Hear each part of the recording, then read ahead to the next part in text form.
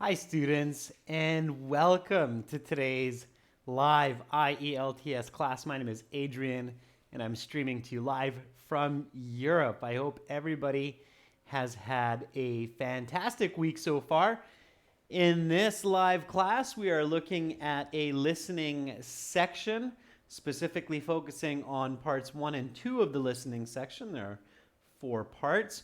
And we're looking for these band 9 strategies. So what you need to do to improve your band scores. Hi, Juan Pablo Avila.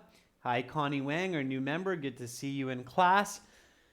This lesson is brought to you by aehelp.com for academic IELTS. Make sure to check us out there. Join our premium package. We'll use the web portal today for the listening.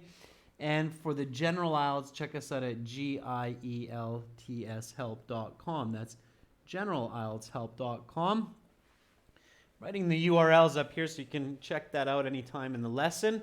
You can also download and link your apps to your web accounts. Academic IELTS Help app. Look for our logo, or General IELTS Help app. Look for our logo in your Google Play and Apple app stores.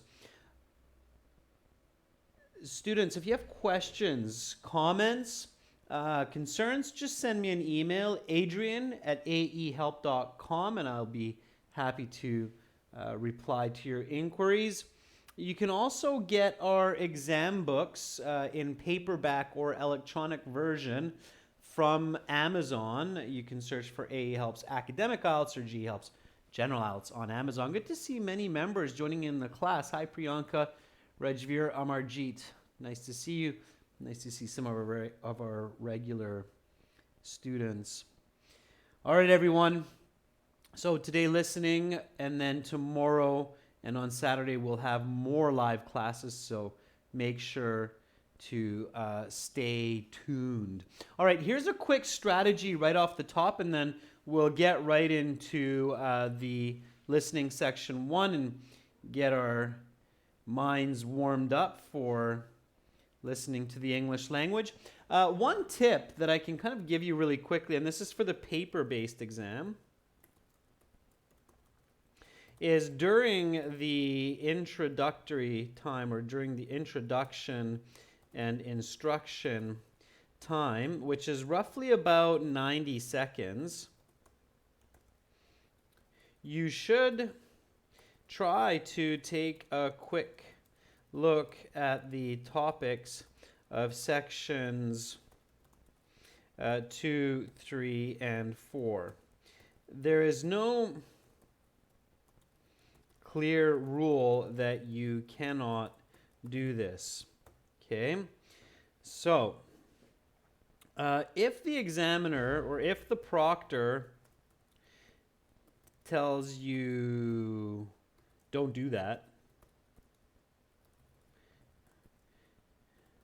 just say sorry and go back to section 1. Okay, we've talked to many students, and a lot of students said, yeah, that worked for me. It was not a problem. They didn't complain about that. I just quickly flipped through the listening section pages, and we have had students that said, the proctor says please don't turn the pages, so I just stopped turning the pages. It's worth a try. There is no clear rule. You can't do that for the computer-based exam because it only allows you to go with the flow of the audio. So Esteban, that's one difference between the computer-based, paper-based. There are some advantages to the computer-based exam also. So both have their advantages and disadvantages. Okay. All right. So this is just one tip. And now let's get into this listening. So students, my audio is turned up all the way on my side. This is our academic IELTS web portal here that I'm going to use to play the audio. I'm going to log into the My Student account up there. And then once I'm logged in, I have access to a lot of these wonderful materials, including the audio CDs. And today's listening test is coming from test 5, That means it's CD5 track 1. In the audios, I'll quickly just go to CD5 track 5. By the way, you can use the website on your tablet phone as well if you're not using the app. Okay, so students, I'm going to play the audio here. Make sure to turn up the volume on your side. Use a headset if possible. I'm going to use my microphone here and a speaker to play the audio for you. Importantly, viewers, students, please don't write your answers into the chat while you listen. Please write your answers in a separate document or on a piece of paper, and we'll go through the answers after we're finished listening to section 1, okay? Why? Give a fair chance to your peers, your classmates to answer on their own, okay? So here we go, students, with test 5, listening section 1.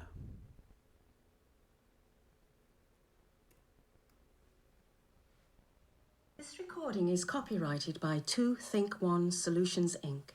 and World ESL Tutors. You will hear several different recordings, and you will answer questions on what you hear. There will be time given to read the instructions and questions, and you will be given a chance to check your work.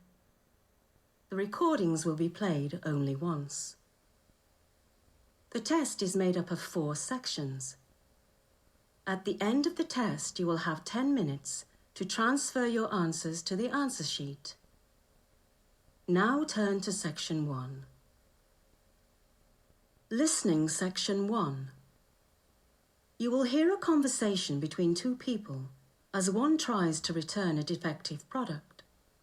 First, you have some time to look at questions 1 to 5.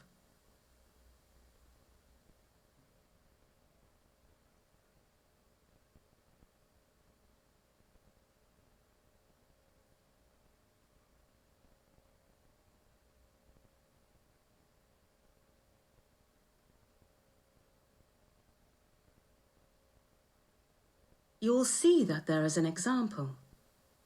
This time only, the conversation relating to this question will be played. Good afternoon.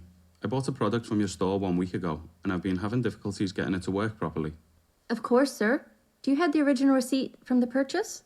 The first piece of information I need is the date you purchased the product. Yes, I actually have it right here. I purchased it 8 days ago, on the 6th of July.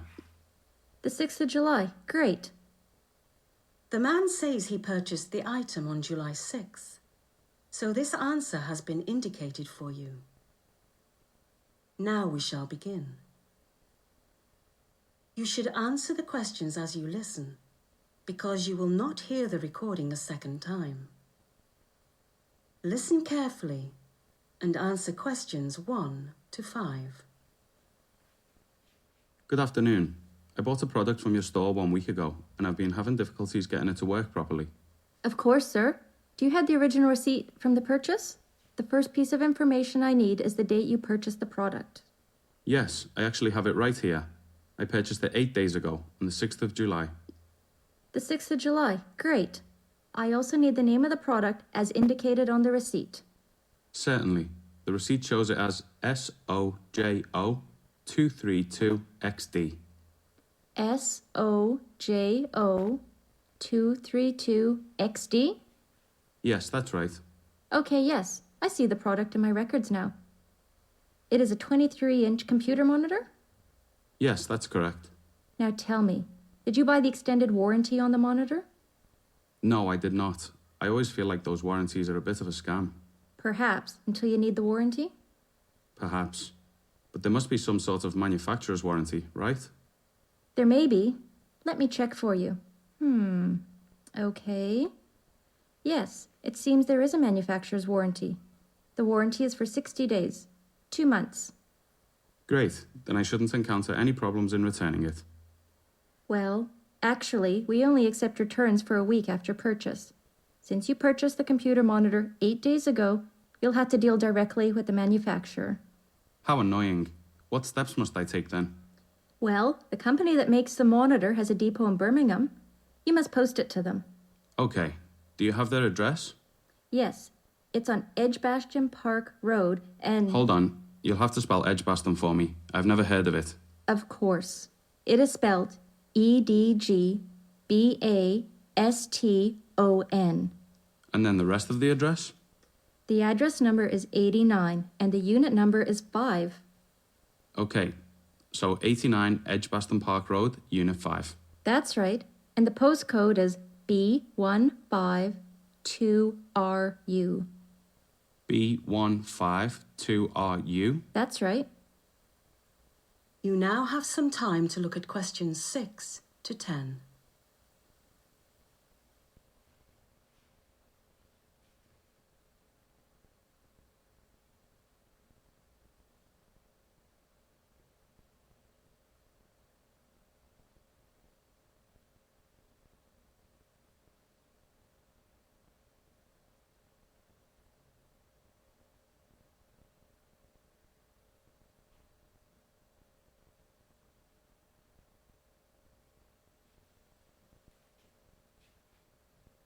Now listen to the rest of the interview and answer questions 6 to 10. Great, but one concern I have is the cost of posting something as large as a computer monitor. Indeed. Such a product must weigh a few kilos and will certainly set you back some money to post. Let me see if the company takes such a problem into consideration. Well, that would certainly be nice if they did. Yes, it seems they do. They have a program in place where they pay postage for the exchange of goods under manufacturer warranty or product recall. That's great news. What do I have to do to use this service? It's fairly simple. You just call their Birmingham depot and request a prepaid postage voucher. Then you take the item to the post office along with the voucher, and the post office will take care of the rest. Sounds simple enough. Do you have a phone number for the depot in Birmingham? Yes, you can reach them on 0121 496 0633. Oh, and be sure to call during business hours. They're open from 10 in the morning until 6 in the evening. 10 until 6, understood. One final question. What would I have had to do to return the monitor if I had purchased the extended warranty from your store? Well, the process would have been much simpler, sir. You could have simply brought it into the return desk at your local store. We would have given you your choice of a new monitor, your cash back, or store credit in the amount of 110% of the original cost of the item. 110% store credit? Wow, that seems too good to be true. Well, company policy is that we want satisfied customers, and when they are not satisfied, we feel the need to compensate them for this in some small measure. Perhaps next time I'll buy the extended warranty. How much would it have cost on the monitor I bought? Only £20. £20 would have been well worth it to save me the trouble of dealing directly with the manufacturer. Well, now you know, sir. Indeed I do. Thanks again. That is the end of section 1. You will now have half a minute to check your answers.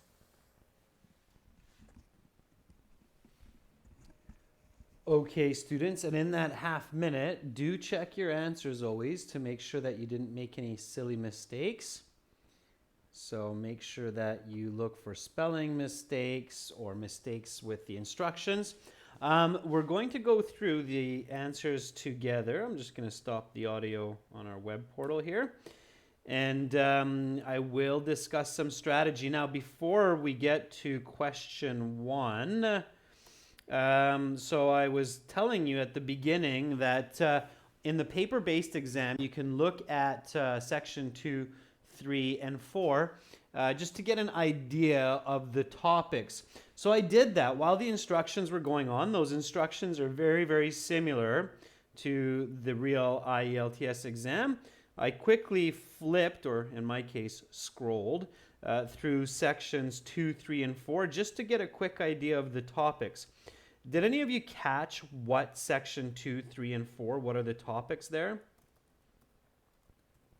So here's the example for this strategy that we did, okay?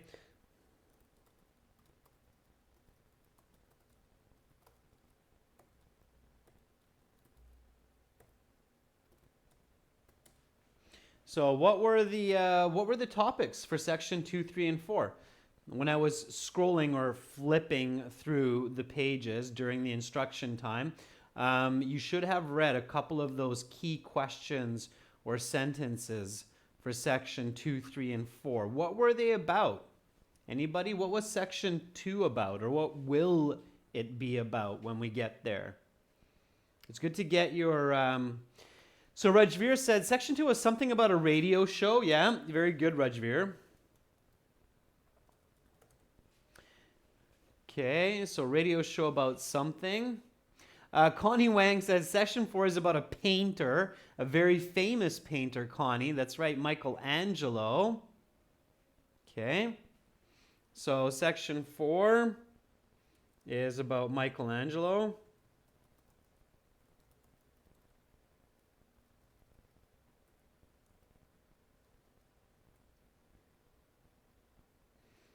Okay, the radio show was about, I don't know if anybody caught it, it's about charities. Anybody catch what section 3 was about? What was section 3 about? I believe section 3, to me it looked like it was trade between nations. Okay, so that's what you should do, is you should look at those section topics and get these ideas. Section 2 will be a radio show about charities. Section 3 will be trade between nations. Section 4 will be Michelangelo. That's all you need to catch in that time. Okay? All right. So, now let's go back to the questions and go through them together. Okay, so here we go with section 1. What day did the man buy the product? The answer, July 6th. Okay, it's given here for us. Number 1, what product did the man purchase? A computer monitor, or a television? A, B, or C?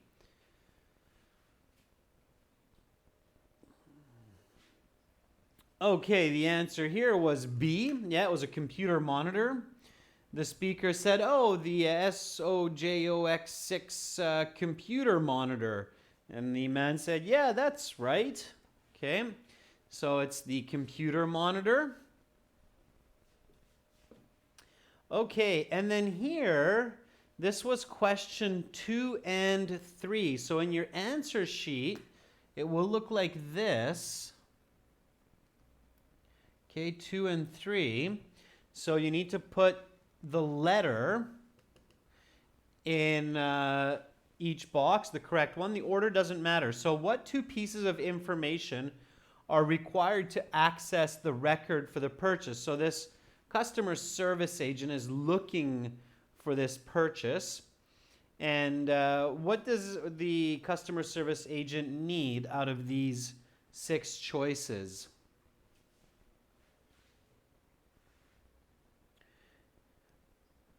Well, if somebody asked me this question, like if one of you just said, hey, Adrian, what did the customer service agent need for finding this purchase? My answer would be, well, she asked for the date of purchase and name of the product.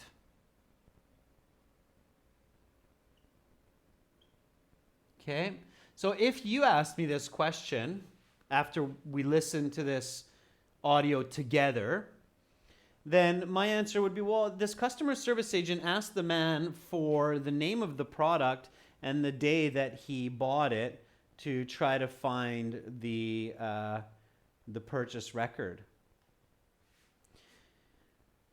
So according to my answer, then I'm going to look for these. Oh, name of product. There's that one. And I said purchase date or date of purchase. Oh, there's purchase date. So it's E and F. Okay, many students send us emails and ask us, how do I do multiple choice in the listening? What do you think is the answer? So what's the biggest trick to multiple choice in the listening section?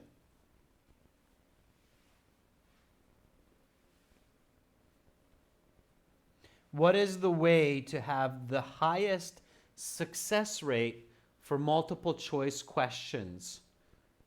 Okay, this is another strategy. Remember, today's lesson is focusing on those Band 9 strategies. So, multiple choice strategy in listening.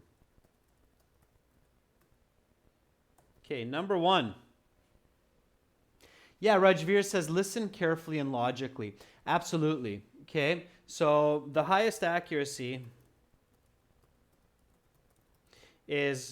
comes from understanding the audio and thinking logically.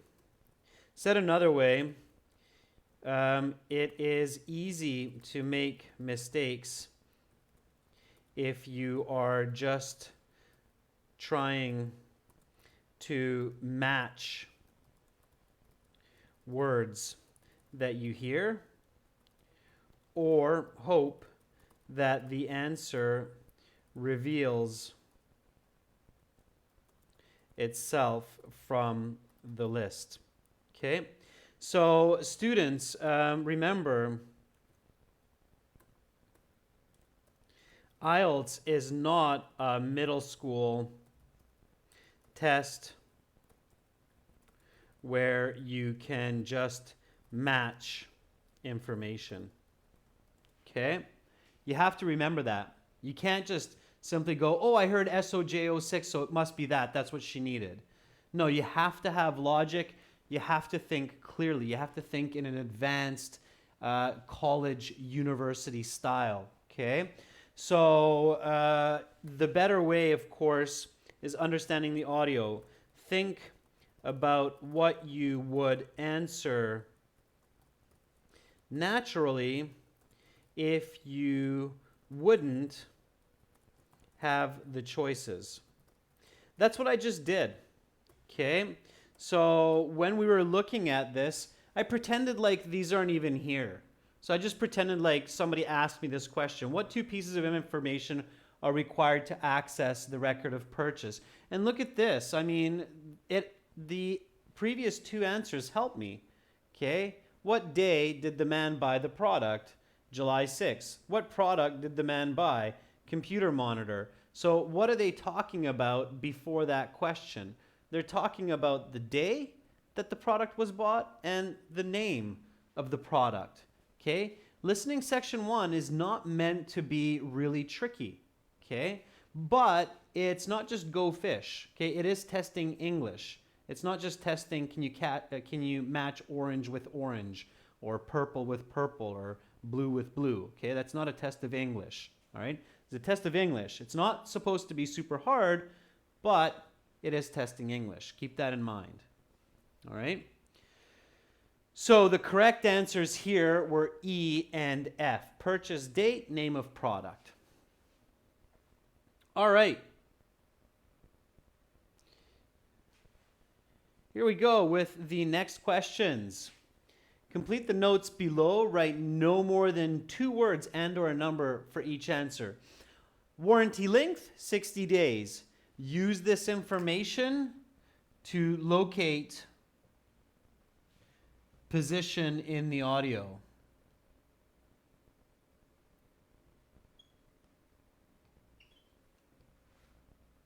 Okay, so these kinds of notes, you can use that to help figure out where you are in the audio. Okay, this is where the audio is right now. Good, I'm not lost. Okay. And then for number 4, you have to figure out the address where this man has to mail this broken computer monitor. And for these fill in the blanks, especially in section 1, you should be patient because they usually spell the words and they repeat it. Jaskaran Singh, very good. So Jaskaran says it's Edge Bastion Road. It is the name of a road, so it has to be capital.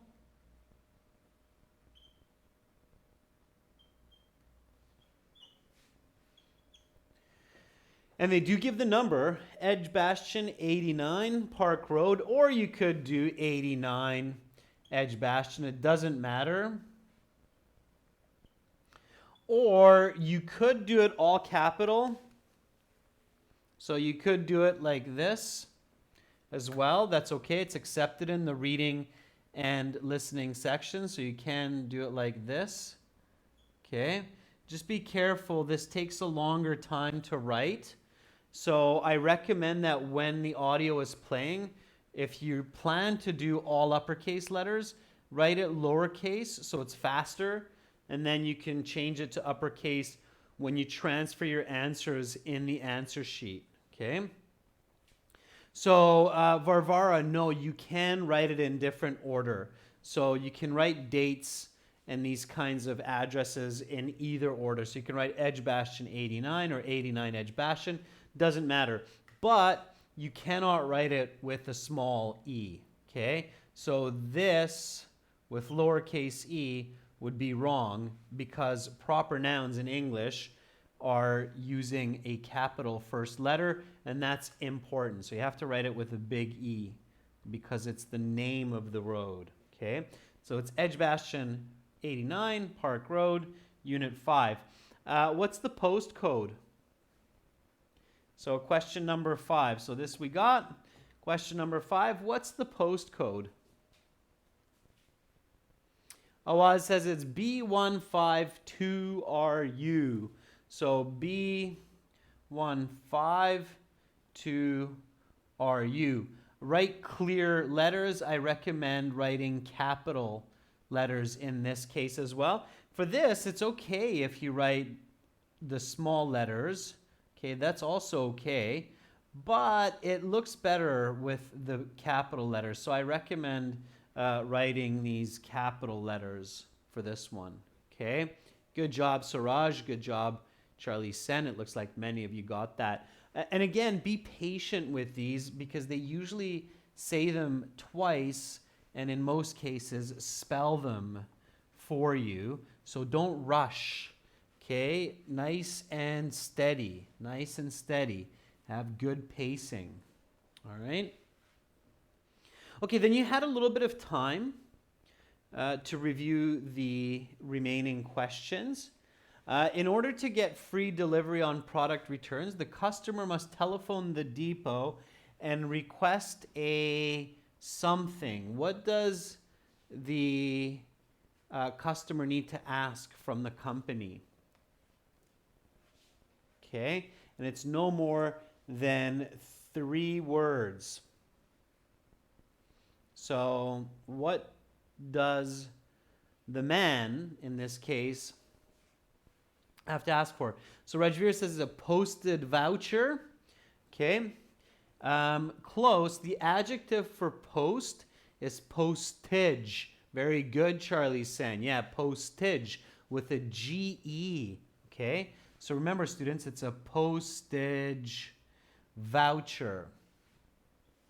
Voucher is a document or a piece of paper or a number which promises some kind of a benefit like money or an item or a gift. Okay, there's such a thing as a gift voucher, for example. Okay, so a voucher is a promissory note. This is another way to say it. It's a promissory note. Another place where you'll see postage is, for example, postage stamp.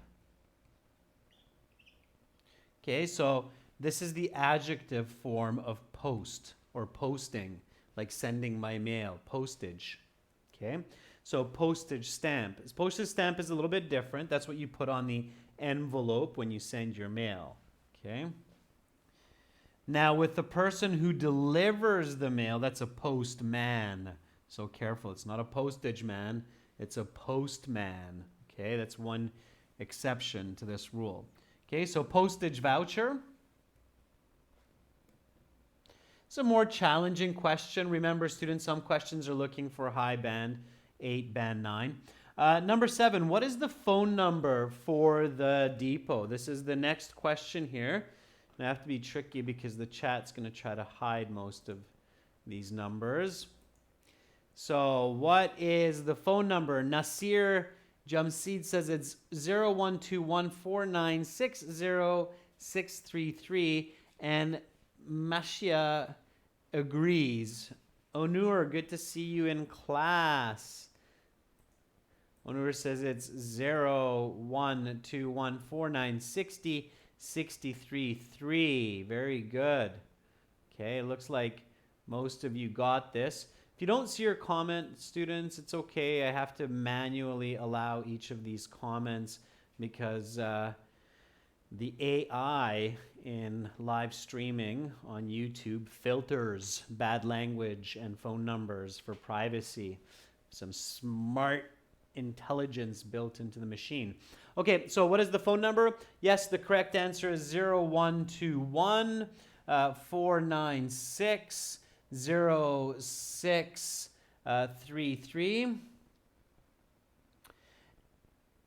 Don't worry about these spaces. It doesn't matter. You can just write it as one long, or you can even write it like that, okay? It doesn't matter, okay? Spacing does not count. The important point here is that you have the correct numbers, all right? Okay, and again, with these phone numbers, try to write them down as soon as you hear them. There's a chance they might only say it once. Usually, especially in part one, they'll say it at least twice, okay? All right. Let's keep moving on. So here again, some more multiple choice. Choose the correct letters A, B, or C. For how many hours is the depot open each day? So are they open for 6 hours, 8 hours, or 10 hours? And again here, you had to listen carefully. This was an inferred answer. I think they said from 10 a.m. till 6 p.m., something like that.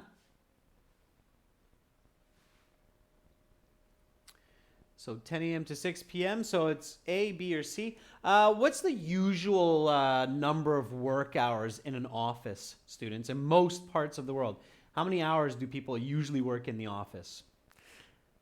I believe, if I'm not mistaken, it's usually 8, right? Yeah. So again, logic can help you even if you missed it. An 8-hour workday is a good guess, okay? So especially in government offices, right? So 8 hours, it was 10 to 6, so 10 a.m. to 6 p.m. That's what the audio said. And of course, that equals 8 hours. So this is a little bit of an inferred answer. And the correct answer is B. Please do not write 8 into the box.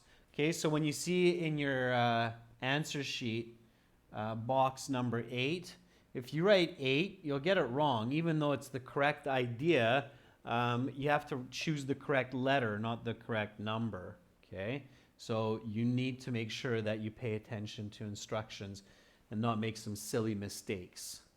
Okay, all right. Now, question number 9.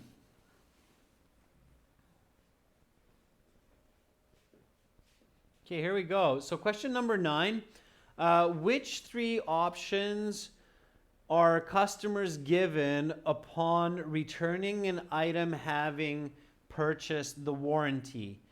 Again, same as what I was showing you for question 2, 3. This is just one question. You have to get all 3 correct to get the full mark, okay? Because it's just one question.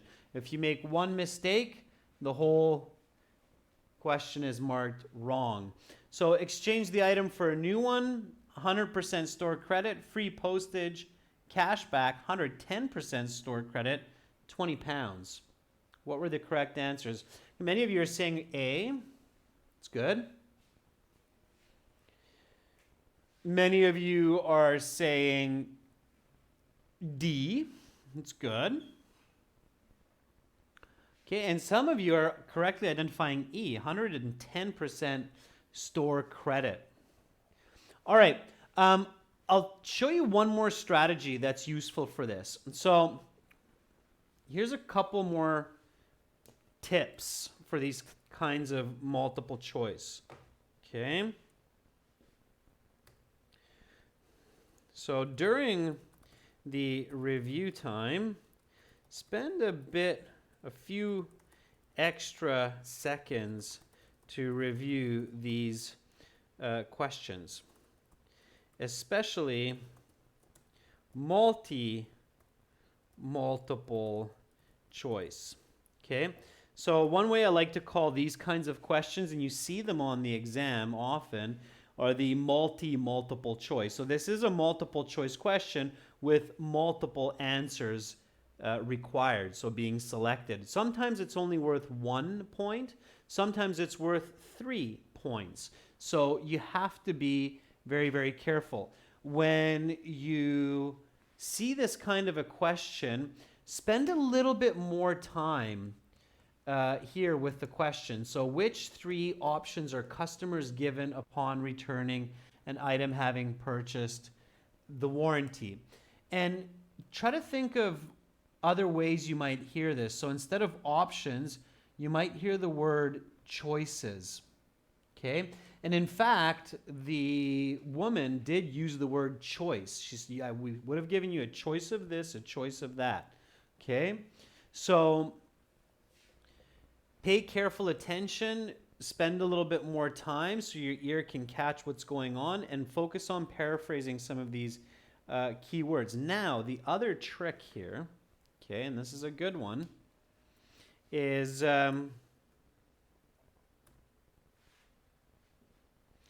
when you hear this part of the audio,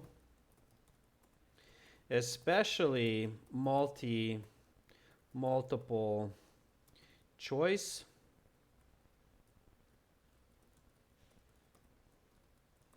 write down the answers as you hear them. Okay?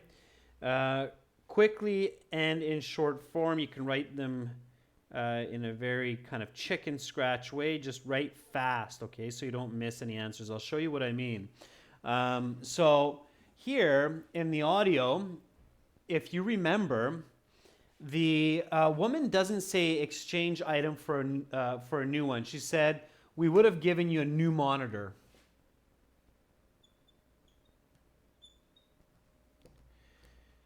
Your money back.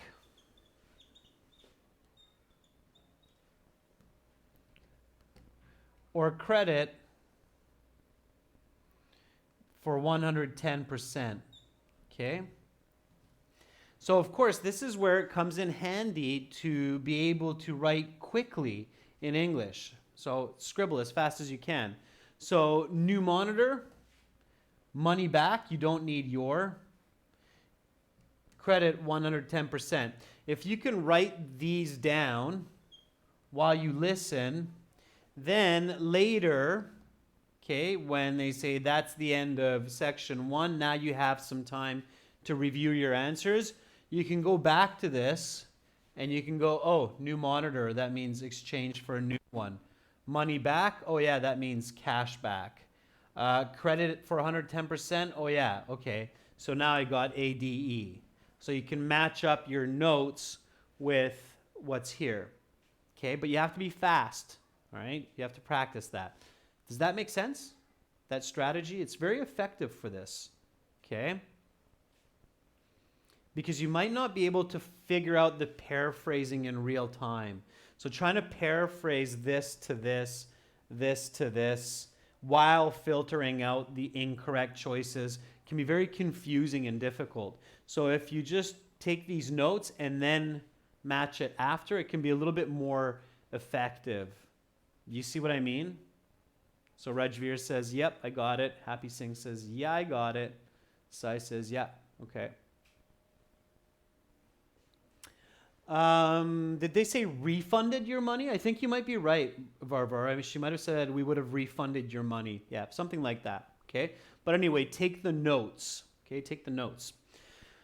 All right. But don't do that. Please don't do this for every question. Okay. This is effective for this question type. Please do not take notes for the other questions. You will lose yourself in the audio. Only for this type of question. Okay, I'm going to actually make a note of that because I really don't want you guys and girls to start doing notes for all of the answers. That's a bad idea, okay? So only take notes for this type of question. For other types of questions, it's actually slower to take notes, okay?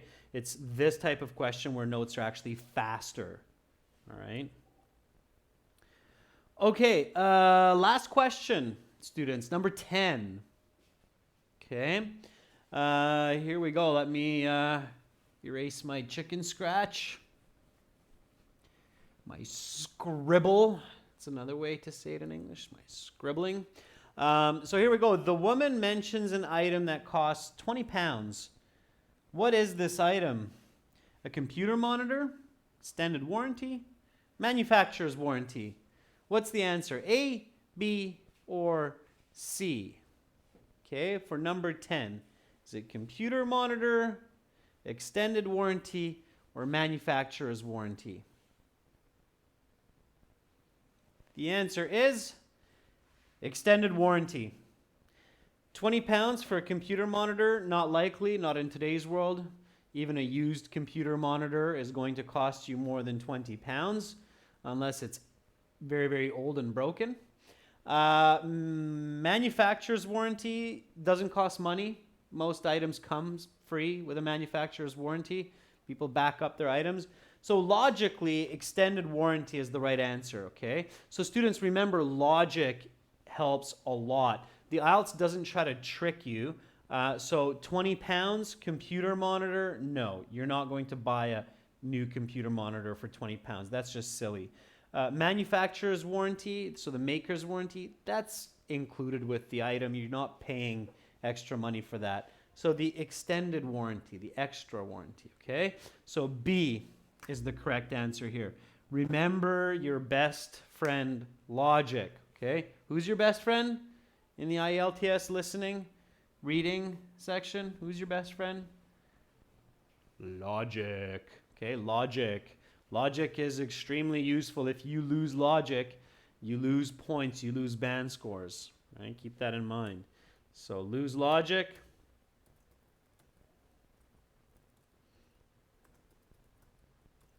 And you lose band scores. All right. Easiest way to lose logic is by panicking. Don't panic, okay? All right. So students, here we go with listening section 2. Get ready, the same thing. I'm going to start playing the audio. We'll get right into it, all right? Here we go. 3, 2, 1. Battery, 50%. Take some time to look at questions 11 to 16.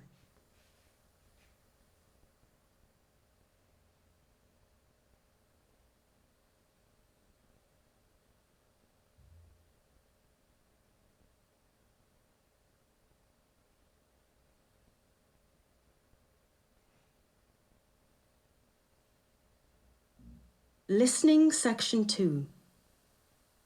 You will hear a recording of a radio news magazine discussing the importance of doing good in the community. First, you have some time to look at questions 11 to 16. Now listen carefully to the interview and answer questions 11 to 16. Hello, I'm Emma Robertson, and I'd like to welcome our listeners to Beyond the Lens, the programme that aims to dig deeper on issues in culture and society. Today we have Professor Hudson McMahon from the University of Bristol's Department of Social Policy. Hello, Professor McMahon. Do you want to tell us a little about what you'll be presenting today? Of course, Emma. But first, I'd like to thank you for having me on the show. My wife and I are both avid listeners of Beyond the Lens, and it's a bit of a thrill to be on the show. But I digress. Today, I want to talk about the importance of doing good in the community and in society. There are many ways of doing this, but the two most common ways are volunteering and giving to charity. However, these methods of improving community and society have an important difference. While volunteering one's time is almost always a positive for society, giving to charity is significantly more problematic. Problematic, Professor McMahon. It would seem to me that giving to charity is always a positive for society. We celebrate those among us who are the greatest donors to charity. Yes, and in general, it is warranted. I do want to clarify. In general, giving to charity is good, but one must be very careful for two reasons. First, some charities do not do sufficient amounts of charitable good per pound. And second, some charities receive too much money that could be spent better on other causes. Let me discuss each of these in turn. This seems to me a rather radical thesis. It seems that way, but I hope to convince you otherwise by the end of the program. Now, getting back to charities, some charities simply do not give a lot of their received monies to the actual performance of good acts. For instance, some charities utilize less than 10% of their donations on actual charitable activities. The rest goes to salaries, promotion, and other overhead costs. So for a donation of £100, it may be the case that less than £10 actually goes to helping someone. That sounds terrible, but it still helps people, right? Well, yes, but as charitable givers, we should try and reward those charities who do most good with the least amount of money. By that, I mean that those thinking of donating to charity should do research on a charity before giving to the cause. There are other charities where more than 50% of donations go to the end cause. These charities are much more deserving of your patronage. You now have some time to look at questions 17 to 20.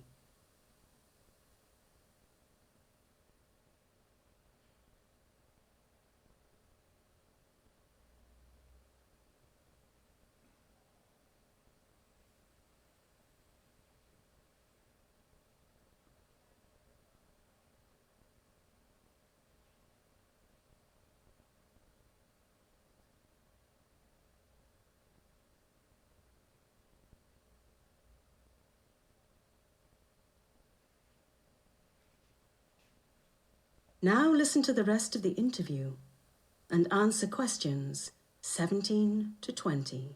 Another reason to be discerning when it comes to your choice of charities is what I call the relative utility of a charitable donation.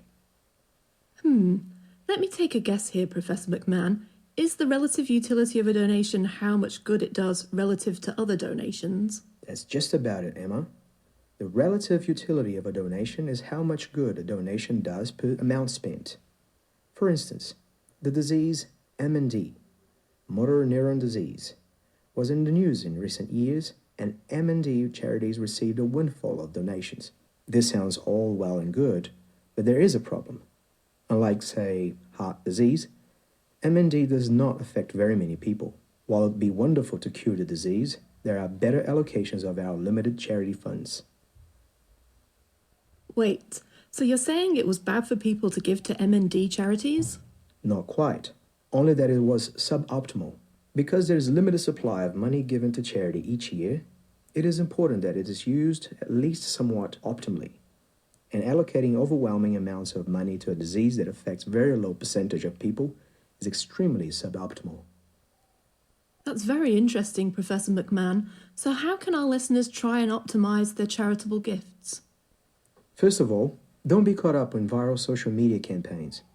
Instead, use such moments to remind yourself of the importance of giving to charity in general, and not just to niche causes with good promotion. And second, do your research. Before you donate, look up how much of a charity's donation go to the actual end goal. Additionally, look up how many people are affected by the charity's end cause. The more people there are affected, and the worse they are affected, the more likely you should be to donate to that cause. It is all about maximizing good in the world. That certainly sounds like a noble goal, but if everyone donates...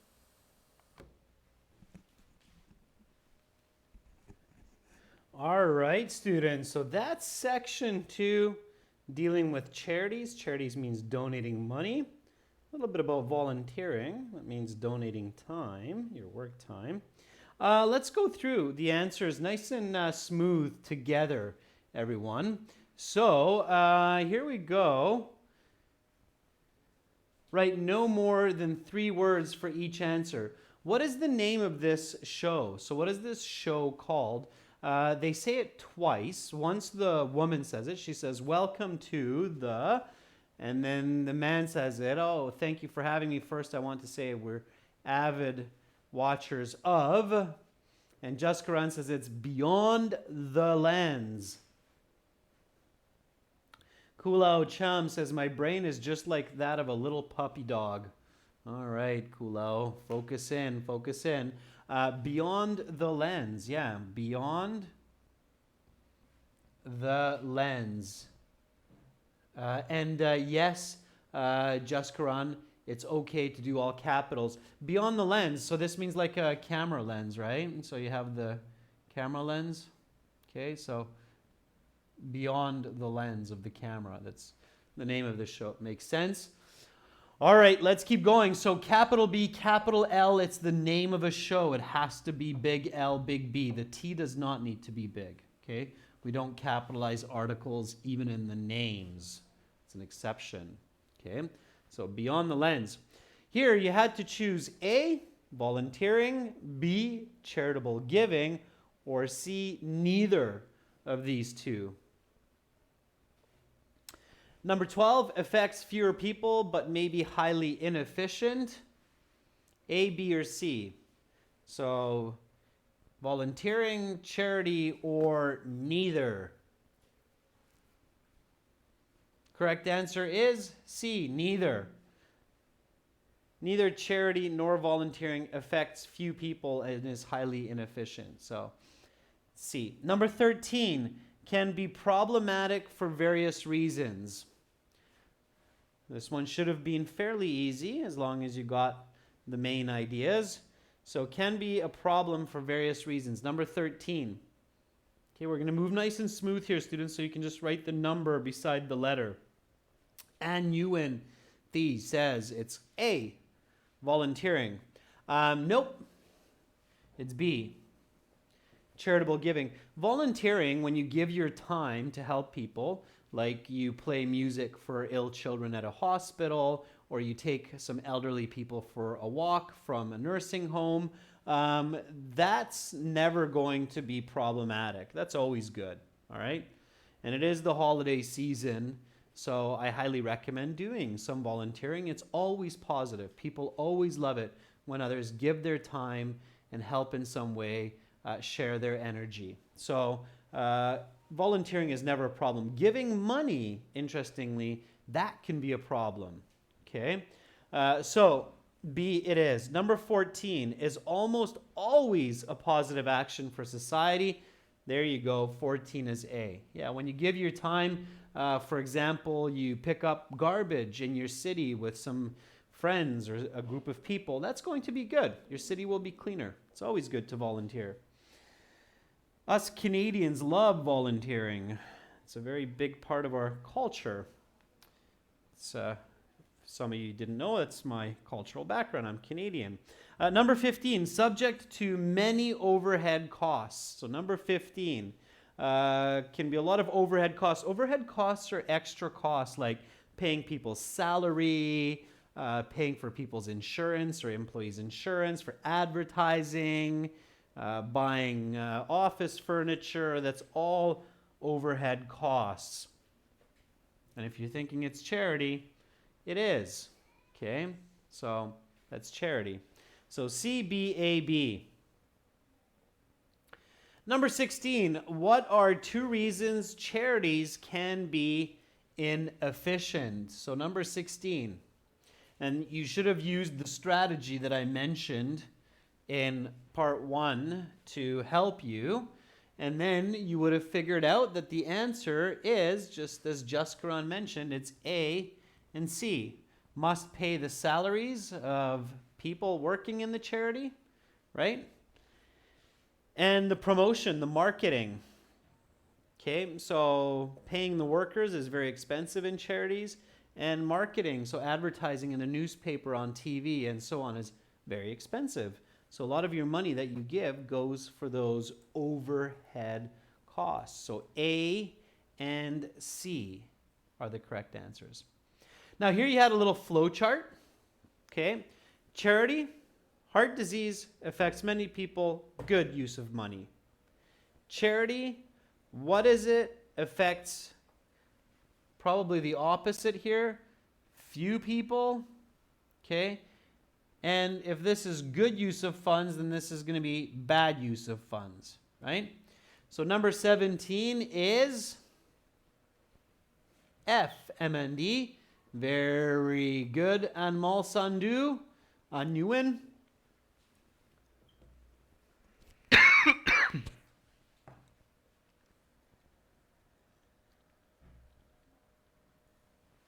Number 18.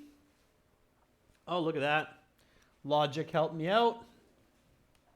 It's A.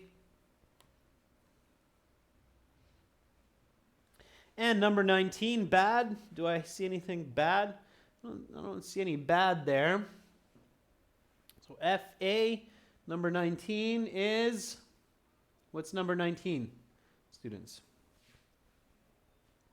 Yeah, B, inefficient. So it's effective or efficient, good, bad, bad, inefficient. Inefficient means not good.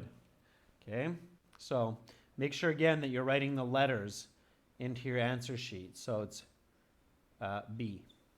So F-A-B, F-A-B. Okay, yeah, I can see the flowchart's a little bit bright for you. My apologies for that.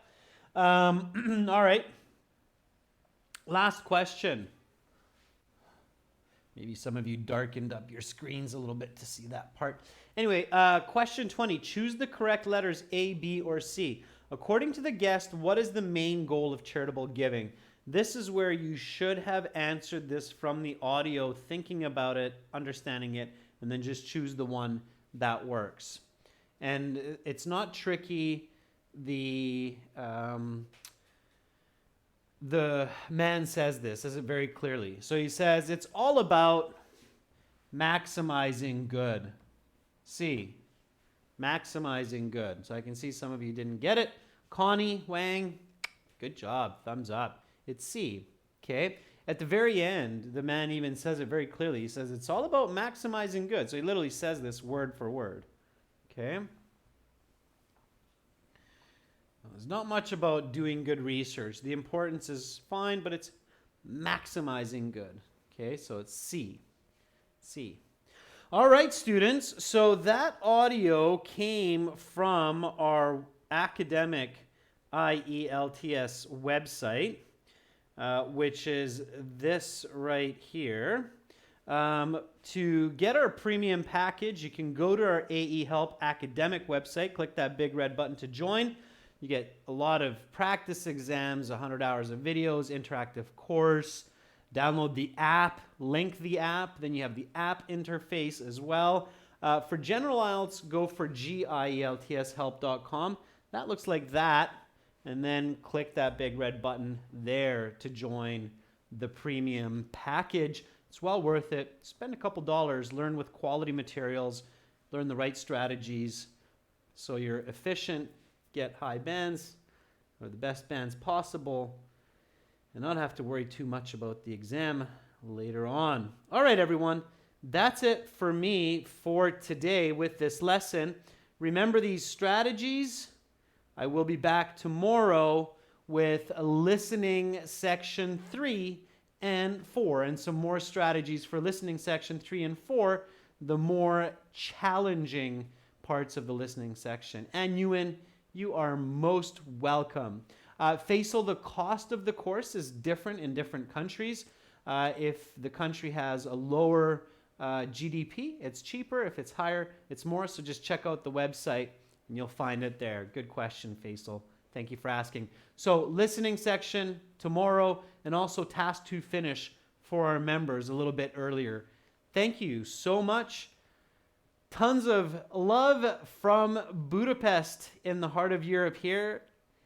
Have a great rest of your day. And for those of you getting ready for bed, I wish you sweet dreams. Bye for now.